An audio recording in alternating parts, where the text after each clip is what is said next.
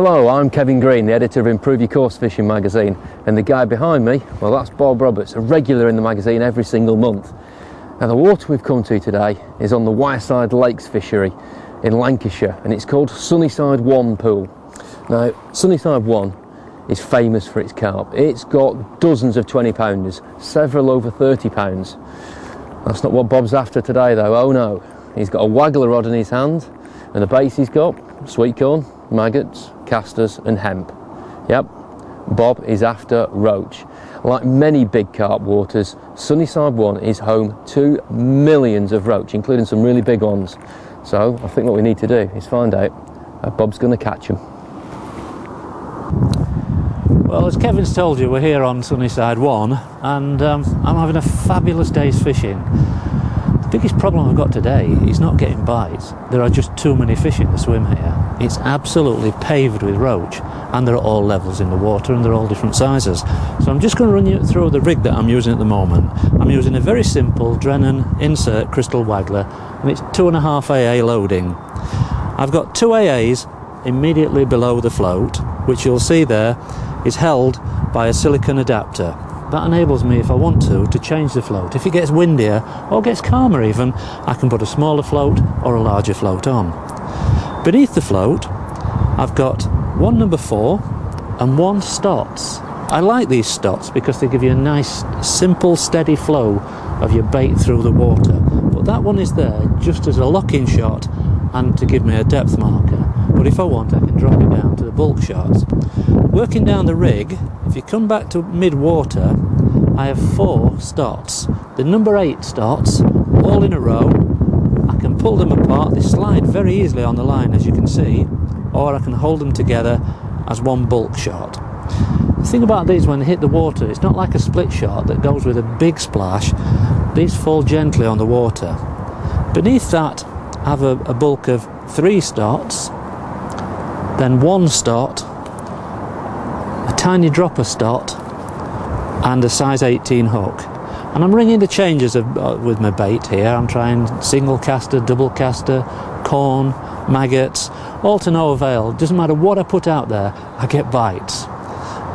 So really the secret to getting through them is not in how I present the rig, but more how I feed. And a little bit of that now will show you how I've been doing that. The main feed I've been using is hemp, caster, maggots and corn. I would prefer just to use one bait. It would make it so simple. But because I've got fish eating bait at different heights in the water, I know that a maggot will fall slower than a caster and the corn and the hemp. So if I spray a small amount of maggots there, it gives something for the smaller fish to compete for higher up in the water. I'm concentrating mainly on the hemp and the caster, and you might think, well, you've not got many casters there if your swim's full of fish. I've actually got several pints in my box. But you see people put casters in water. If you do that, okay, they don't dry off, they don't turn, but these casters are crunchy casters. You see that? They go on the hook better, the hook comes through them better. If I put them in water, they would go soft and you get soggy casters. And you've got to think a bit like food. Would you have a soggy apple or a crunchy apple? So what I do is I just take half a pint of casters out about every hour and just top up the box. I've been putting corn in to no avail really, but everywhere I go fishing elsewhere for roach like corn. If I fish for tench with corn, I know I'll pick up a few decent roach while I'm at it. So I've been putting a little bit of corn down, hoping that the odd big roach, and we saw some last night, will come and have a munch, and maybe later on we might fluke a big roach. Okay, so back to the fishing. I've put a double caster on the hook for this cast. I've done that because there's so many small fish there, I'm hoping I might be able to just get through, offer them a slightly bigger mouthful. Now here's a good little tip. When you cast out on the waggler, overcast the spot that you're going to feed, dip the rod, a couple of quick turns to straighten the line, and then lift swiftly and smartly like that. Nice crisp lift, and you will sink the line between the float and the rod tip. Now that means the float is actually stationary. It's not going to be pulled out of line, and look at that.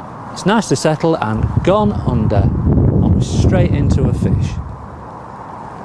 You'll get 10 times more bites if you get your presentation correct. And if I didn't sink that line, the float will be pulled by the wind and I'd get less bites. Well, there you have it. It's all action fishing. A bite a chuck, feeding all the time and catching fish. Now, what would you rather do? Sit there and struggle all autumn and winter while the bites dry up? Or actually go to a cart water and do something different to what everyone else is doing? I know what I'd rather do. Catch fish. That's what it's all about, and that's what Bob's shown you. So, you know what to do next? Get to your nearest carp fishery, a specimen carp fishery, book yourself in a swim, and get down there with a waggler rod or a feeder rod and some maggots and casters. There's some great roach fishing to be had. It's brilliant fun.